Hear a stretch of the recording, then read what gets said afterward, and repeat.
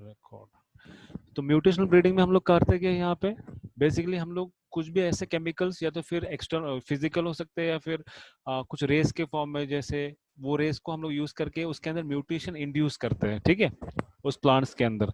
देखिए, use of induce mutation plant breeding to develop improved varieties. Induce mutation are useful in specific situations, मतलब कि कभी कभी ये काम आ सकते हैं। और हम लोग ने अगर इंड्यूस करवाया किसी चीज को केमिकल्स के थ्रू, उसको ये करवाया, तो जरूरी नहीं है कि हमको जो चाहिए वही आएगा, मतलब हो सकता है वो मिल जाए मुझे नेक्स्ट जनरेशन में वगैरह, ठीक है, समझ में आ रहा है। तो अभी देखिए यहाँ पे कब ये करवाते हैं, अगर कोई डिजायरेबल कैरेक्टरिस्टिक्स हमारे पास जर्म प्लाज्म के अंदर नहीं है, तभी हम लोग इसके ऊपर जाते हैं, ठीक है। अगर मेरे पास एक पूरा जर्म प्लाज्म है, उसके अंदर एक पर्टिकुलर डिसीज के अगेंस्ट में रेजिस्टेंस नहीं है, तो मैं ये ट्राई करूंगा सिर्फ, समझ में आया। क्योंकि ट्राई करने में हमको पॉसिबिलिटी हो सकता है या फिर प्रोबेबिलिटी बहुत कम होता है, पर मिलने के चांसेस होते हैं कि एक नया जो है वो उसका जेनेटिक मेकअप हो, मतलब कुछ चेंजेस आए उसके अंदर, फिर वो उस डिसीज के अगेंस्ट में रेजिस्टेंट हो, ऐसे चांसेस हैं। तो बहुत सारे क्रॉप्स हैं इंड्यूस म्यूटेशन के थ्रू बनाए गए हैं, ठीक है। उसमें से कुछ वीड्स के वैरायटी शरबती सोनारा करके है, पूसा लर्मा है, ये दोनों जो है गामा रेडिएशन से ट्रीट किए हैं, ठीक है, समझ में आया। उसके बाद Sharbati Sonara amber green colour variety of wheat produced by doctor M S Swaminathan and is responsible green revolution India. अभी ये जो नाम है डॉक्टर एम एस स्वामीनाथन, आपको याद रखना है कि ग्रीन रेवोल्यूशन जो है इंडिया में जिनकी वजह से वो ये है, ठीक है। और जब भी आप फादर ऑफ ग्रीन रेवोल्यूशन का नाम आएगा, तो आपको याद रखना है किनका नाम है, नॉर्मन बोरलॉग है, ठीक है। तो इंडिया में इंट्रोड्यूस किसने करवाया इन्होंने, क्योंकि इनको फादर ऑफ म्यूटेशन भी बोलते हैं, मतलब प्लांट ब्रीडिंग में म्यूटेशन जिन्होंने करवाया, तो एम एस स्वामीनाथन का नाम आपको याद रखना है, ठीक है।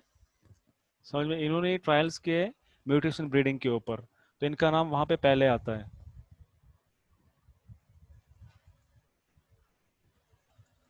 उसके बाद राइस के भी वेराइटीज है जिसके ऊपर म्यूटेशन ब्रीडिंग करवाया गया। तो म्यूटेशन ब्रीडिंग मतलब आपको याद रखना है कि हम लोग कुछ केमिकल्स या फिर कुछ गैमा रेडिएशन से ट्रीट करेंगे, जिसके बाद उसके अंदर कुछ तो चेंजेस आएंगे। अभी वो चेंजेस क्या होंगे मुझे नहीं पता, ना ही जिसने म्यूटेशन करा उनको भी नहीं पता है, ठीक है, ये चेंजेस क्या हो सकते हैं। फिर उसके बाद जब वो प्लांट सीड्स देगा, फिर उसको ग्रो करेंगे, फिर उसमें से हम लोग सेलेक्टिवली क्या करेंगे, आइसोलेट करेंगे जो भी ट्रेड्स आए हैं, ठीक है। इसके थ्रू वो ब्रीडिंग किया है, ठीक है। उसके बाद राइस में 45, देखिए about 45 varieties up to 1992 have been produced by mutation breeding, मतलब 1992 तक के 45 वेराइटीज बनाए गए थे म्यूटेशंस के थ्रू, समझ में आ रहा है। तो ये दो वेराइटीज के नाम है, ठीक है। और मूंग में भी क्या है, मूंग में एक जनरल डिसीज होता है, वायरल डिसीज होता है, जिसको हम लोग येलो मोजैक वायरस बोलते हैं, ठीक है। मतलब वो लीफ जो है येलोइश कलर का हो जाता है। ये हम लोग देखते हैं जो ओखरा होता है उसमें भी ये सेम चीज होता है, मूंग में होता है, ऐसी चीजों में होता है। तो लीफ जो येलो हो जाता है, अगर येलो लीफ हो जाएगा तो क्या होगा, फोटोसिंथेसिस वगैरह कुछ भी नहीं होगा, वो फंक्शन प्रॉपरली कर नहीं पाएगा, ठीक है। और पाउडरी मिल्ड्यू, मतलब ये फंगल डिसीज है पाउडर मिल्ड्यू, इसके अगेंस्ट में जो है रेजिस्टेंस मिला है हमको, ठीक है, म्यूटेशंस के थ्रू। तो अभी म्यूटेशंस के कुछ लिमिटेशंस भी है, most of the mutation are recessive. अभी देखिए most of the mutations are recessive की, अभी कोई चीज रिसेसिव कंडीशन में रहेगा तो क्या वो एक्सप्रेस नहीं होगा। कब एक्सप्रेस होगा वो, जब दोनों एलील्स जो है वो डोमिनेंट रहेंगे, समझ में आ रहा है, तभी वो क्या होगा एक्सप्रेस, या फिर दोनों एलील्स, दोनों में से एक एलील जो रहेगा वो डोमिनेंट रहेगा, रिसेसिव का मतलब एक्सप्रेस नहीं करेगा। जब दोनों एलील जो है रिसेसिव कंडीशन में रहेगा तभी ये एक्सप्रेस हो पाएगा, दोनों एलील्स रिसेसिव कंडीशन में रहेंगे तभी ये एक्सप्रेस हो जाएगा।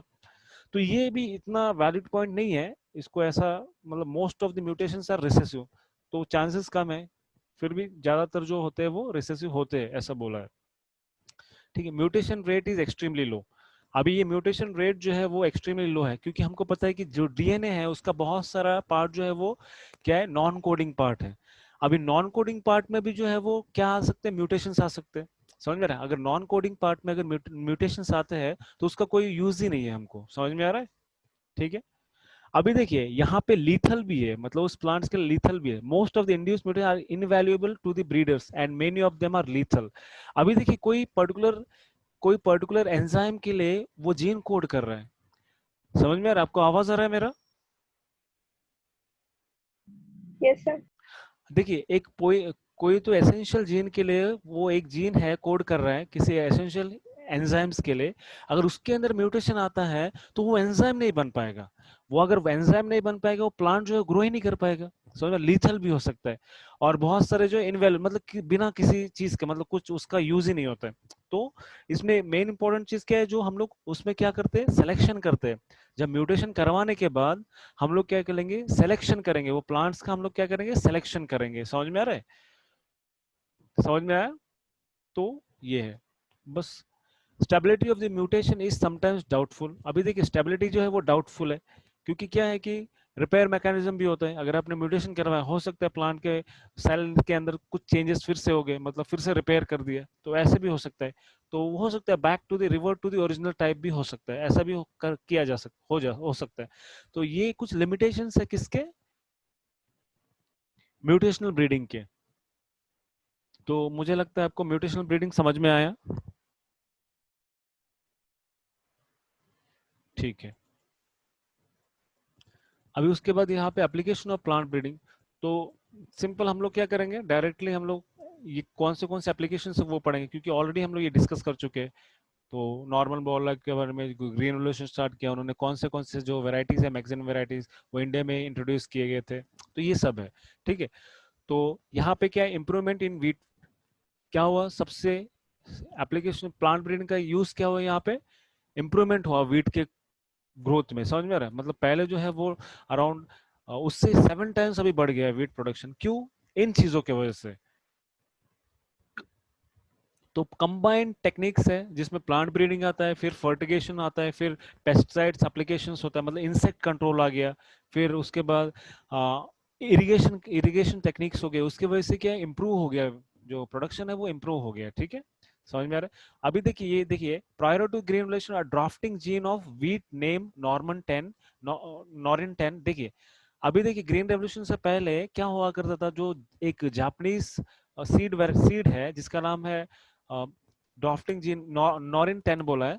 तो इसमें एक ड्राफ्टिंग जीन है। अभी ड्राफ्टिंग जीन का मतलब क्या है, वो पौधे का जो हाइट है, वीट प्लांट का हाइट जो है वो कम रहता है। अभी देखिए किसी भी प्लांट का हाइट बढ़ाने के लिए कौन से हार्मोन्स यूज करते हैं हम लोग,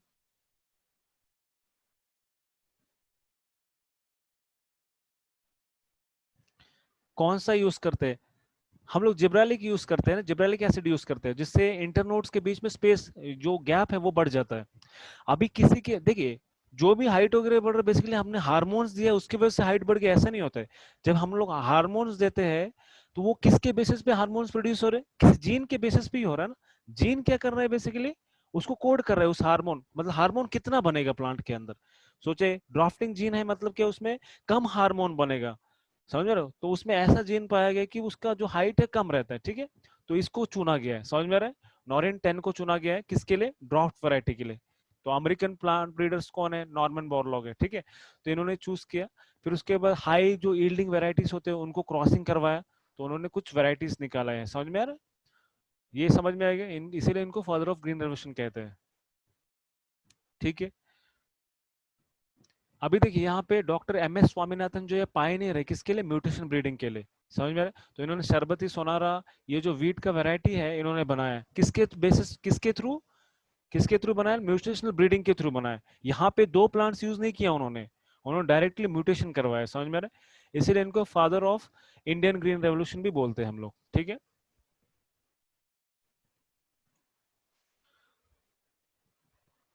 उसके बाद 1963, तो कुछ वैरायटी है ये इस डिसीज के अगेंस्ट में रेजिस्टेंट है, तो ये ठीक है। तो हम लोग आगे जाते हैं, 1 मिनट। अभी उसके अलावा इम्प्रूवमेंट इन राइस। तो इम्प्रूवमेंट में ऑफ राइस में क्या है, ड्राफ्टिंग जीन जो है किसमें मिला है, वो जो ताइवान के डीडी गुन, इन्होंने नोटिस किया है कि ताइवान में जो वेराइटीज है उसमें अंदर क्या है, ड्राफ्टिंग जीन है। तो बेसिकली सेम स्टेप्स उन्होंने यूज किया है, ड्राफ्टिंग जीन यूज किया है। तो ड्राफ्टिंग जीन का मतलब क्या है, वो प्लांट का हाइट जो है कम रहेगा। समझ में आ रहा है। और वो जीन किस में इनकॉर्पोरेट किया है उन्होंने, basically high yielding crop mature high yielding जो अर्ली मैच्योरिंग क्रॉप से उसमें इंड्यूस किया बेसिकली। तो हमको क्या मिला है, तो इसमें क्या मिल रहा है, ज्यादा यील्ड भी मिल रहा है और जल्दी मैच्योर भी हो रहा है। अभी देखिए ज्यादा यील्ड तो मिलेगा, मैच्योर क्यों जल्दी हो रहा है, क्योंकि उसका हाइट कम है। समझ में आ रहा है। तो IR8 और IR24 वैराइटीज बनाया उन्होंने। ठीक है। उसके अलावा हम लोग देखते हैं गुरुदेव हेस खुश जो है और उनके टीम ने अराउंड 13 वेराइटीज ऑफ राइस जो है वो कल्टिव बनाए हैं। ठीक है, समझ रहे हैं, ये चीजें हैं। तो ये सब चीजें आपको देखना है, ये सब चीजें याद रखना है, कुछ भी पूछ सकते हैं। स्टंट वायरस के लिए कौन सा वैरायटी है, समझ में आ रहा है, तो आपको ये लिखना है।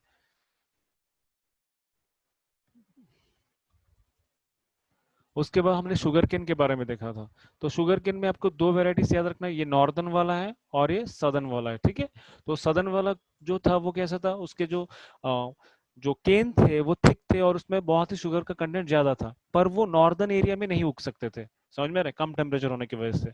पर सैक्करम बर्बेरी जो है वो कैसा था, हार्ड स्टेम था और उसमें शुगर कंटेंट कम था, पर वो नॉर्दर्न एरिया में। इन दोनों को क्रॉसिंग कराने के बाद मुझे एक स्पीसीज ब्रीड मिला है जिसको नॉर्दर्न नॉर्दर्न साइड में ग्रो कर सकते हैं, जो नॉर्दर्न रीजन है इंडिया के वहां पे ग्रो किया जा सकता है और उसका यील्ड भी ज्यादा है, समझ में आ रहा है। तो ये क्रॉसिंग हो गया, फिर उसके बाद मिलेट्स हो गया, फिर उसके बाद डिसीज के अगेंस्ट में रेजिस्टेंस जो है वो हमको मिला। तो हमको पता है कि डिसीज अगर हो जाता है, ये वो फंगल हो या तो फिर बैक्टीरियल हो, कोई भी पैथोजन हो जिसकी वजह से अराउंड 20 to 30 या तो फिर पूरा क्रॉप जा सकता है, समझ में आ रहा है। तो इससे बचने के लिए डिसीज रेजिस्टेंट प्लांट जो है वो क्रॉसिंग करवाए। अभी डिसीज रेजिस्टेंट किन में पाया जाता है, डिसीज रेजिस्टेंट जो है जनरली वाइल्ड स्पीसीज में, या फिर जो हम लोग यूज नहीं करते, जिसका यील्ड बहुत ही कम था।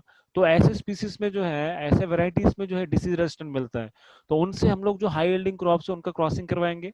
तो उसके हो सकता है, प्रोबेबिलिटी है कि हमको कुछ ऐसा वैरायटी मिल जाए जो उस डिसीज के अगेंस्ट में रेजिस्टेंट हो, ठीक है। तो ऐसे ही कुछ एग्जांपल्स हैं, यहाँ पे देख सकते हैं हम लोग।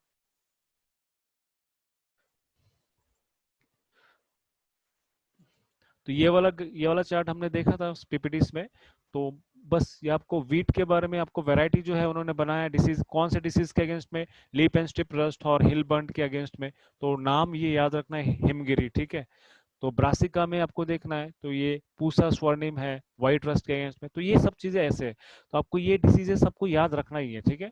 कौन सा वैरायटी है, पूसा कोमल आपको पूछा है, पूसा कोमल कौन सा है, किस चीज का है, तो काउपी याद रखना है आपको, ठीक है। किसके अगेंस्ट में है, वो बैक्टीरियल बिल ब्लाइट के अगेंस्ट में है, ठीक है। समझ में आया, यहाँ तक किसी को डाउट्स है?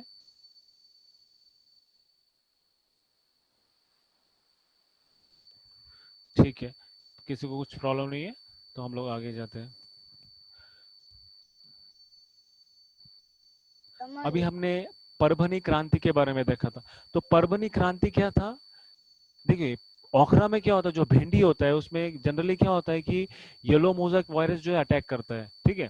अभी येलो मोज़ेक वायरस जो है किसी पेस्ट के थ्रू आएगा, या तो फिर वो थ्रिप्स हो सकते हैं, एफिड्स हो सकते हैं, उसके थ्रू आएगा वो। पर ये जब आ जाता है तो वो लीफ जो है येलो कलर का हो जाता है, समझ में आ रहा है। इससे बचने के लिए उन्होंने क्या किया, वाइल्ड जो स्पीसीज होते हैं, जो भिंडी के वाइल्ड स्पीसीज ओकरा के, उसमें ये डिसीज नहीं आता है। तो उन्होंने इन दोनों का क्रॉसिंग करवाया, तो उनको कुछ नया वाला स्पीसीज मिला, परभनी क्रांति करके, जो कि इसके अगेंस्ट में, येलो मोज़ेक वायरस के अगेंस्ट में क्या है, रेजिस्टेंट है, समझ में आया। तो ये उनको मिल गया। तो ये दोनों स्पीसीज के नाम भी याद रखना है आपको।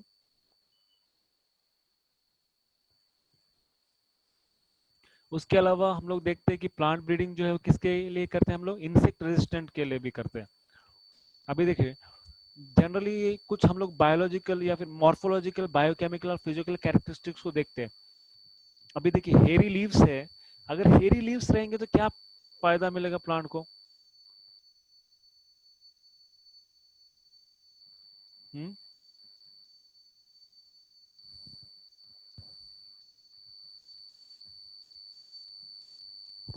आयुष। Yes sir. देखिए हम लोग यहाँ पे पढ़ रहे हैं कि इंसेक्ट रेजिस्टेंट प्लांट के बारे में। अगर एक पर्टिकुलर प्लांट है और उसके ऊपर बहुत ज्यादा हेयर्स है, तो प्लांट जो है उसको जो सैप है उसको सक करने के लिए उसको बहुत ही दिक्कत का सामना करना पड़ेगा, इसीलिए उसके ऊपर डिसीज जो है कम आएंगे, समझ में आ रहा। ये कुछ कैरेक्टरिस्टिक्स है जिसके बेसिस पे हम लोग इंसेक्ट रेजिस्टेंट प्लांट बना सकते हैं, ठीक है। ये कुछ चीजें हैं। तो ये कुछ इंसेक्ट रेजिस्टेंट प्लांट्स है, वेराइटीज है, ये याद रखना है आपको। उसके बाद हम लोग देखेंगे कि plant breeding for improved food quality. अभी कुछ चीजें, हाई यील्ड का मतलब क्वांटिटी होता है, पर यहाँ पे क्वालिटी बोला है। मतलब हम यहाँ पे क्या कर रहे हैं, न्यूट्रिशनल क्वांटिटी देख रहे हैं, न्यूट्रिशनल वैल्यू, मतलब उसमें न्यूट्रिशन क्या है, समझ में आ रहा है, मतलब कितना अमाउंट में प्रोटीन्स है, विटामिन है, मिनरल्स है, ये सब कितने हैं, हम लोग वहां पे ये चेक कर रहे हैं, समझ में आ रहा है। तो हम लोग देख सकते हैं मोर देन 840 मिलियन पीपल ठीक है, ये तो ठीक है, स्टैटिस्टिक्स है। इस चीज को हम लोग क्या बोलेंगे, हिडन हंगर बोलेंगे। हिडन हंगर का मतलब क्या है, देखो उनको खाना तो मिल रहा है पर उनको जो न्यूट्रिएंट्स है वो सब नहीं मिल पा रहे। समझ में आ रहा है? जो विटामिन मिनरल्स हो गया, किसी के अंदर कोई भी मतलब आयरन की डेफिशिएंसी हो गया, कैल्शियम की डेफिशिएंसी हो गया, मैग्नीशियम की डेफिशिएंसी हो गया, तो इन चीजों को हम लोग क्या बोलेंगे, हिडन हंगर बोलेंगे। अभी देखिए जो माइक्रोन्यूट्रिएंट्स होते हैं वो इसेंशियल होते हैं, मतलब उनके बिना काम नहीं चल सकता है, क्योंकि बहुत सारे एंजाइम्स होते हैं बॉडी में जिसको फंक्शनली काम करने के लिए इन छोटे छोटे माइक्रोन्यूट्रिएंट्स, मतलब कम अमाउंट में जो है माइक्रोन्यूट्रिएंट्स का जरूरत पड़ता है। ठीक है, उनको एक्टिवेट करने के लिए, तो इसीलिए इसको हम लोग हिडन हंगर बोला है। ठीक है, तो ये सब जो है वो माइक्रोन्यूट्रिएंट की डेफिशिएंसी, आयरन है, विटामिन ए है, आयोडीन है, जिंक है, ये सबको हम लोग माइक्रोन्यूट्रिएंट डेफिशिएंसी बोलेंगे। ठीक है, समझ में आया? इससे बहुत सारे एबनॉर्मलिटीज भी आ सकते हैं। ठीक है, तो देखिए बायो फोर्टिफिकेशन का मतलब मैंने बताया था, फोर्टिफिकेशन मतलब क्या है कि किसी भी चीज में हम लोग कुछ एक्स्ट्रा चीज ऐड कर रहे हैं। समझ में आ रहा है? फोर्टिफाइड फूड हम लोग देखते हैं ना, छोटे बच्चे का जो सेरेलैक का आता है उसमें लिखा है fortified with vitamin iron, fortified with iron लिखा रहता है, या फिर फोर्टिफाइड विथ कैल्शियम लिखा रहता है। उसका मतलब उसमें एडिशनली उन्होंने ऐड किया है उस चीज को। तो वैसे ही बायो फोर्टिफिकेशन का मतलब क्या है, हमने कुछ ऐसा ब्रीडिंग करवाया जिसके अंदर हाई कंटेंट जो है विटामिन का मिले। अभी सिंपल मैंने उस दिन कैरेट का एग्जांपल दिया, समझ में? कैरेट में हमने क्या किया, नॉर्मली जो कैरेट में विटामिन ए होता है, बीटा कैरोटीन होता है। ठीक है, अभी देखिए कोई मुझे एक ऐसा पर्टिकुलर वाइल्ड में मुझे पता है कि उसका साइज छोटा है बहुत ही कैरेट का, पर उसमें जो है बीटा कैरोटीन जो है बहुत ही ज्यादा हाई अमाउंट में, तो मैं क्या करूंगा, इन दोनों को क्रॉसिंग करवाऊंगा ताकि मुझे ऐसा ऐसा कैरेट मिले जिसका हाइट भी ज्यादा है, मतलब हाइट ज्यादा है, प्लस उसमें बीटा कैरोटीन का कंटेंट जो है वो ज्यादा हो। तो इसी चीज को हम लोग बायो फोर्टिफिकेशन बोलेंगे। तो ये प्रोटीन से लेके, विटामिन से लेके, ऑयल से लेके, मिनरल से लेके सब कुछ आ सकता है। तो ये वही चीज दिया है यहाँ पे, समझ में आया? तो क्लियर है यहाँ तक आपको सब? Yes yes sir. सर। तो हमने यहाँ पे पीपीटीज में देखा था कि मेज के वैरायटी जो है उसमें लाइसिन और ट्रिप्टोफैन जो है उसको बायो फोर्टिफिकेशन करके दिया है, मतलब कि हाइब्रिड बनाया उन्होंने जिसमें ज्यादा अमाउंट में ये दोनों अमीनो एसिड्स थे। ठीक है, तो वीट का नाम है एटलस 66, इसके अंदर क्या है, हाई प्रोटीन कंटेंट, प्रोटीन का कंटेंट जो है बहुत ज्यादा है। ठीक है, उसके अलावा हम लोग देखते हैं आयरन फोर्टिफाइड राइस भी होता है, मतलब जिसमें आयरन का कंटेंट ज्यादा होता है। समझ में आ रहा है? अभी देखिए बहुत से कंट्रीज है जहाँ पे क्या है, फूड का शॉर्टेज है। समझ में? अभी देखिए राइस जो है कि एक स्टेपल फूड है, मतलब इसको तो हर किसी को खाना ही पड़ेगा, इसमें कोई ऑप्शन नहीं है। वेजिटेबल जो है वो हो सकते हैं ऑप्शनल हो, क्योंकि हम लोग अगर पूरे वेजिटेबल्स खाएंगे तभी हमको पूरे जितने भी न्यूट्रिएंट्स है वो मिलेंगे। ठीक है, तो यहाँ पे अगर उनको ये चीज हाई अंड देना है तो हम लोग वेजिटेबल्स तो दे नहीं पाएंगे। ठीक है, एटलीस्ट जो वो लोग स्टेपल फूड के तौर पे यूज कर रहे हैं उसको हम लोग फोर्टिफाइड कर सकते हैं। समझ में आ रहा है? तो मैंने गोल्डन राइस के बारे में बताया था।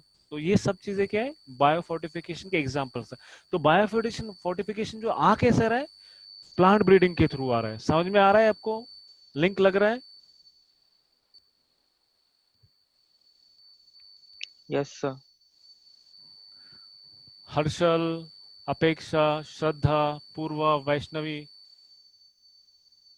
Prathamesh, yes sir. Yes sir. Yes sir. Aditya, समझ में आ रहा है ना? अगर किसी को नहीं समझ में आया चैट बॉक्स में मैसेज डालो कि कौन सा टर्म आपको समझ में नहीं आया। ठीक है, तो ये सब है, बहुत ही चीज देखो, इन सबको आपको याद रखना ही है। समझ में आ रहा है? अगर आयरन और कैल्शियम एनरिच्ड फूड्स है, स्पिनच है, बथुआ है। अभी देखिए ये बथुआ एक्चुअली क्या होता है, एक प्लांट होता है, उसको जनरली, या मैंने तो यहाँ पे देखा नहीं बथुआ, वो जनरली वीड जैसा दिखता है, वीड सी है एक टाइप का, हम लोग उसको वीड जैसा भी देखते हैं, पर वो एक्चुअली क्या होता है, वो हम लोग जैसे स्पिनच होता है उसकी तरह ही खा सकते हैं उसको। ठीक है, तो ये कुछ चीजें हैं। उसके प्रोटीन एनरिच्ड बीन्स हो गए जिसमें ये सब है, ग्रीन पीस हो गए, ब्रॉड और लबलब है, इसके अंदर प्रोटीन का कंटेंट जो है वो ज्यादा है। तो उसके बाद हम लोग आते हैं प्लांट टिश्यू कल्चर के ऊपर। अभी देखिए प्लांट टिश्यू कल्चर पढ़ने से पहले सबसे इंपॉर्टेंट चीज है ये वाला टर्म है। ये टर्म याद रहेगा तो आपको सब याद रहेगा, क्योंकि प्लांट्स के अंदर क्या होता है, एक पोटेंसी होता है जिसको हम लोग टोटी पोटेंसी बोलते हैं। उसका नाम मतलब क्या है कि प्लांट्स में कोई भी सेल ले लो, प्लांट का कोई स्टेम सेल ले लो, या फिर लीफ से ले लो, या फिर फ्रूट से ले लो, कोई भी सेल जो है वो कंप्लीट एक प्लांट में ग्रो कर सकता है। इस प्रॉपर्टी को हम लोग क्या बोलेंगे, टोटी पोटेंसी बोलेंगे। समझ में आ रहा है? समझ में आया टोटी पोटेंसी का मतलब? Yes sir. तो अभी देखते हैं हम लोग कि क्या होता है कि हम लोग को पता है कि हम लोग एक सेल से एक पूरा ऑर्गेनिज्म बना सकते हैं प्लांट्स का। तो इसी का यूज हम लोग टिश्यू कल्चर में यूज करते हैं। टिश्यू का मतलब कि हमने एक पर्टिकुलर प्लांट का कुछ टिश्यू लिया, समझ में, एक पर्टिकुलर पार्ट लिया, उसको हमने कल्चर किया। इसी को हम लोग प्लांट टिश्यू कल्चर बोलेंगे, सिंपल है। क्योंकि हमको पता है कि कोई भी पार्ट लेके हम लोग कल्चर करेंगे, ये बनने वाला तो एक पूरा प्लांट है। समझ में रहे? ठीक है। Yes plant sir. Tissue culture is technique of maintaining and growing plant cells tissues in sterile. ठीक है। अभी इसमें से मैंने बता दी कि स्टेराइल कंडीशन मतलब क्या होता है। स्टेराइल कंडीशन का मतलब क्या होता है, कौन बताएगा मुझे?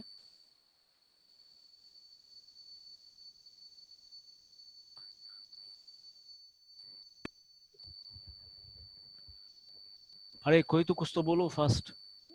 ठीक है, थोड़ा सही थोड़ा गलत कुछ तो। स्टेराइल कंडीशन का मतलब? जहाँ पे बाकी कोई ऑर्गेनिज्म या फिर बैक्टीरिया ग्रो ही नहीं हाँ, करता। ऐसा कंडीशन जहाँ पे बैक्टीरियल कंटामिनेशन जो है वो नहीं है। समझ में आ रहा है? Without any bacterial infection. हाँ, ऐसा कंडीशन जहाँ पे हम लोग बोलते हैं ना स्टरलाइजेशन। स्टरलाइजेशन का मतलब क्या है? अगर मैं देखो सिंपल, डॉक्टर जो हम लोग डॉक्टर के पास जाते हैं, तो वो क्या करते हैं बेसिकली, पहले के जमाना, अभी तो डिस्पोजेबल सिरिंज आता है, पहले के जमाने में क्या होता है, डॉक्टर के पास हम लोग जाते थे, वो क्या करते थे, मतलब पेशेंट को चेक करते थे, उनके पास एक बॉइलिंग वाला ये होता था, मतलब उसमें क्या करते थे, वो जो नीडल्स होते थे उसको, या फिर सिरिंजेस होते थे, उसको वो बॉइलिंग के लिए रख देते थे, बॉइल हॉट वाटर में डाल देते, उसमें क्या होता, स्टरलाइजेशन हो जाता था। मतलब जो भी पर्टिकुलर, अगर किसी को पहले इंजेक्शन दिया रहेगा, उसमें से कोई कंटामिनेशन आ सकता है, बैक्टीरिया आ सकता है, या फिर कुछ सेल्स आ सकते हैं, कुछ तो भी कंटामिनेशन हो सकता है, ठीक है। उसको खत्म करने के लिए वो स्टरलाइजेशन के लिए रखते थे। समझ में आ रहा है? अभी तो पहले ग्लास के सिरिंजेस होते थे, अभी तो क्या है, बेसिकली डिस्पोजेबल है, आप यूज ही नहीं कर सकते उस चीज को फिर से वापस। तो ऐसे चीजें, तो स्टेरलाइजेशन में हम लोग क्या करते हैं, जो भी मीडियम है जिसके अंदर वो टिश्यू ग्रो करने वाले, उसको पूरा स्टरलाइज कर दे, उसमें कोई बैक्टीरिया वगैरह कुछ नहीं बचेगा। क्योंकि अगर बैक्टीरिया बचेगा तो उस मीडियम के अंदर वो फैल जाएगा, वो फैल जाएगा तो प्लांट जो हमने रखा है टिश्यू, वो खराब हो जाएगा। समझ में रहे? तो असेप्टिक कंडीशन जो है वो मेंटेन करके रखना पड़ता है, ठीक है। तो अपने प्लांट टिश्यू कल्चर लैब में अभी हम लोग कभी भी जाते हैं तो वहां पे डायरेक्टली हम लोग चप्पल के थ्रू नहीं जाते, वहां पे जैसे जाते हैं, वो पहले क्या करेंगे, कुछ ब्लोअर्स होते हैं जिसके थ्रू वो, जितने भी ब्लोअर्स के थ्रू अंदर जाना पड़ता है, फिर उसके बाद वो ग्लव्स देंगे, शूज अलग देंगे हमको, मास्क देंगे, ताकि उनके लैब में कंटामिनेशन नहीं आए। और कंटामिनेशन आ जाएगा तो पूरा जितना भी उन्होंने किया है वो सब खराब हो जाएगा, ठीक है। ये चीजें होते हैं।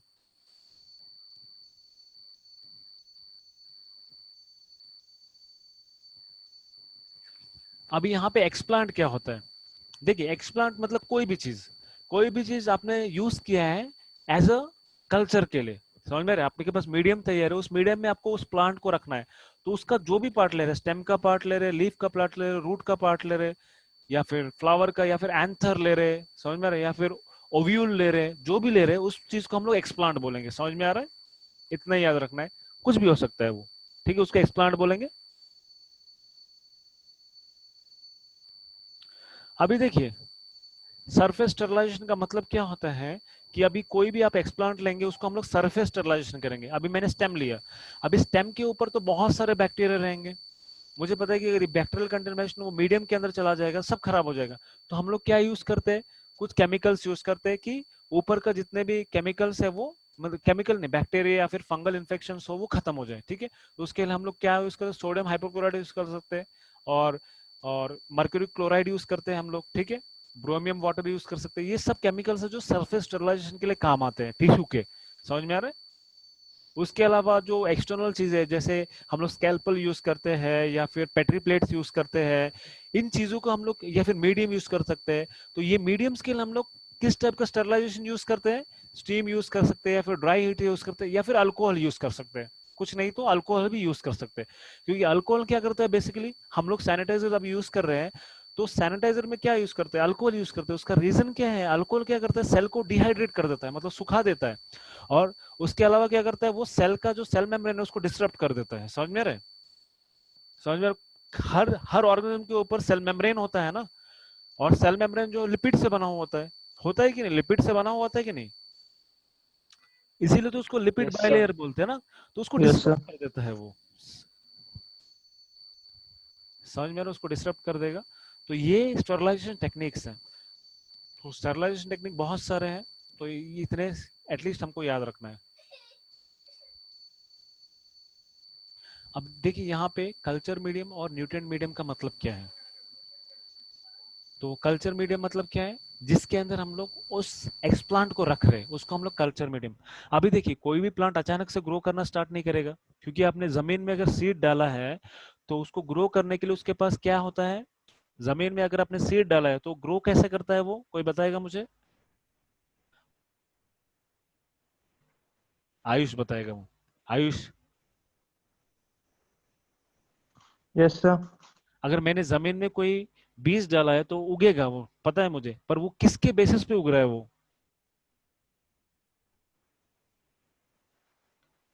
हर किसी को कुछ अमाउंट में एनर्जी लगता है ना, कुछ अमाउंट में एनर्जी लगता है, तो एनर्जी कहाँ से मिल रहा है उसको? एंडोस्पर्म। हाँ, किसमें? बेसिकली जब सीड बन जाता है तो एंडोस्पर्म तो एम्ब्रियो बनने के लिए लगता है, एंडोस्पर्म। उसके बाद कॉटिलिडॉन से एंडोस्पर्म से। एनर्जी डिराइव करता है, कॉटिलिडॉन से एनर्जी डिराइव करता है, क्योंकि अभी सीड जो है जमीन के अंदर है, फोटोसिंथेसिस तो करेगा नहीं वो, एनर्जी कहाँ से आएगा, कॉटिलिडॉन से आएगा। अभी देखिए मैंने प्लांट का एक पार्ट ले लिया स्टेम का, उसको मैंने मीडियम के अंदर रखा, अभी उसके अंदर तो ग्रीन पार्ट्स है नहीं कहीं पे भी, वो फोटोसिंथेसिस कैसे करेगा? तो वहां पे हम लोग क्या प्रोवाइड करेंगे, न्यूट्रिएंट्स प्रोवाइड करेंगे, समझ में रहे? न्यूट्रिएंट्स में क्या हो सकता है, कार्बन सोर्स है जैसे ग्लूकोज या फिर सुक्रोज यूज करेंगे, और विटामिन हो गए, मिनरल्स हो गए, हार्मोन्स हो गए, ये सब हम लोग यूज करेंगे उसके लिए, समझ रहे? इसको ही हम लोग क्या बोलेंगे, न्यूट्रिएंट मीडियम बोलेंगे, या फिर कल्चर मीडियम बोलेंगे। समझ में आ रहे? तो सेम टर्म्स है, इसमें आपको डरना, ये सिंपल है, ये समझ में आया? तो यही चीज है। देखिए कार्बन सोर्स है, इनऑर्गेनिक सॉल्ट है, विटामिन है, सुक्रोज है, और ये क्या है, प्लांट रेगुलेटर्स है, ग्रोथ रेगुलेटर्स है, ठीक है, ये सब चीजें। ये स्पेसिफिक ही नहीं है, इसके अलावा बहुत सारे हो सकते हैं, चेंज हो सकते हैं, वेरिएशन हो सकते हैं, कुछ इशू नहीं है, ठीक है। तो ये सब चीजें आपको समझना है कि ये चीजें क्या है। अभी ये पता है प्लांट ग्रोथ रेगुलेटर जो है वो क्या करते हैं, बहुत ही कम अमाउंट में उनका जरूरत होता है, और वो सेल डिवीजन और बाकी के जितने भी प्रोसेस है उनमें काम करते ही है। क्योंकि हमने हार्मोन्स के बारे में पढ़ा था कि हार्मोन्स का फंक्शन क्या होता है, वो सेल ग्रोथ में मदद करते हैं, फ्लावरिंग में मदद करते हैं, समझ में यार? तो ये एक मुर्शिक एंड स्कूज कल्चर मीडियम है। आप अगर इसको नेट पे डालेंगे तो आपको इसका रेसिपी मिल जाएगा। अभी देख लेते हैं हम लोग, रुको मैं दिखा देता हूँ। एक आर्टिफिशियल मीडियम है, उन साइंटिस्ट ने बनाया है, तो उसका कंपोजिशन दिखा देता हूँ आपको, आपको एटलीस्ट थोड़ा आइडिया आ जाएगा।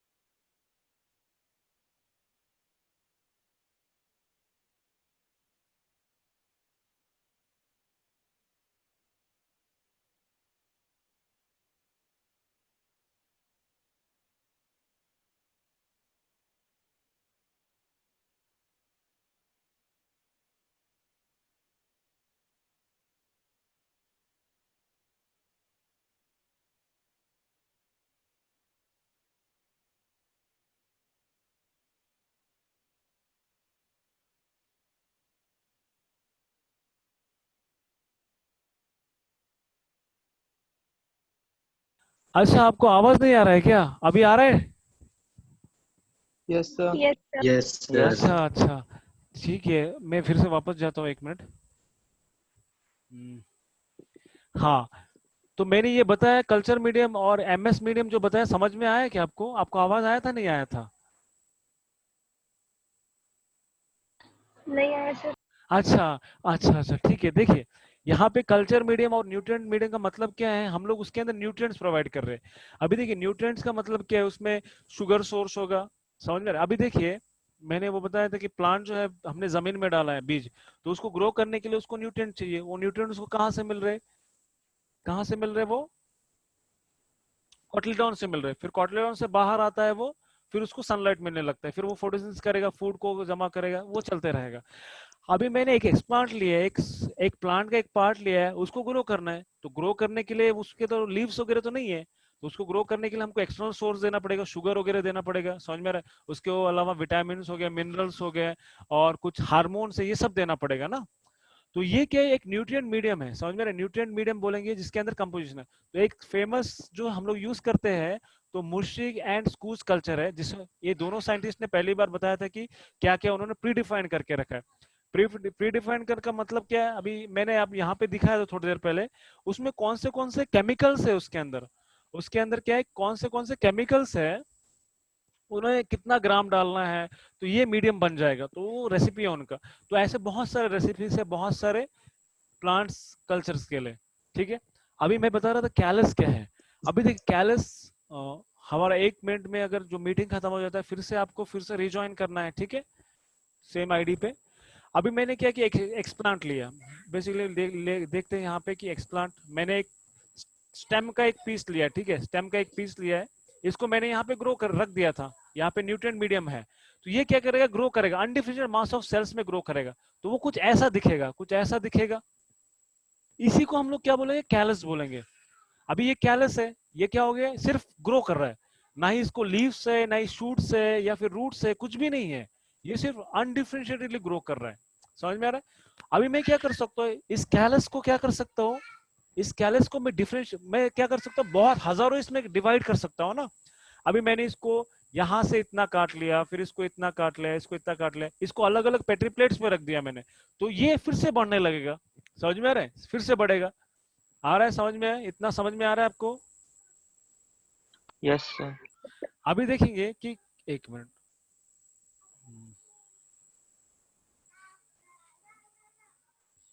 देखिए ये वाला फिगर देखते हैं हम लोग। देखिए, तो वो वाला कैलस का पार्ट दिखा। अभी हम लोग क्या करेंगे, उस कैलस को कुछ हार्मोन्स का ट्रीटमेंट देंगे, कुछ हार्मोन्स हम लोग उसके अंदर इंड्यूस करेंगे, मतलब डालेंगे, जैसे ऑक्सिन्स हो गया, साइटोकाइनिन्स हो गया। हमको पता है कि ऑक्सिन्स देने से क्या होगा, रूट डेवलप होगा, साइटोकिन्स देने से